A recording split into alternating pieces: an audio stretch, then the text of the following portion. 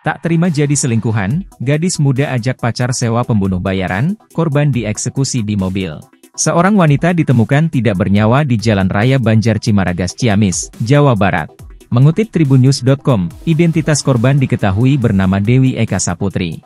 Jasad wanita 24 tahun itu ditemukan terbungkus selimut di lokasi kejadian. Pelaku pembunuhan sudah berhasil ditangkap, sehingga terkuaklah fakta pilu di balik kematian Dewi Eka. Penyidik kepolisian menduga, Dewi Eka merupakan korban dari pembunuhan berencana.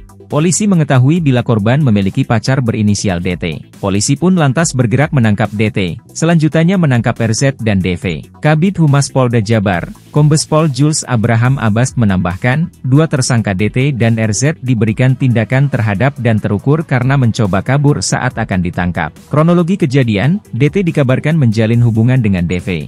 Kisah cinta segitiga yang dijalani pelaku DT pun akhirnya diketahui DV. DV yang cemburu lantas meminta DT untuk membunuh korban Dewi Eka Saputri. DT pun menyetujui keinginan DV. Sejolin ini mulai merencanakan pembunuhan terhadap korban dengan mengajak RZ selaku eksekutornya.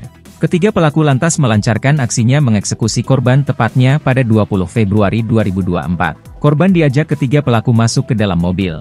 Hingga akhirnya, korban dieksekusi RZ di dalam mobil saat melintas di Jalan Bukit Pelangi Sentul, Kecamatan Babakan Madang, Kabupaten Bogor. Setelah melakukan pembunuhan tersebut, para pelaku sempat membawa jasad korban ke Jagakarsa, Jakarta Selatan.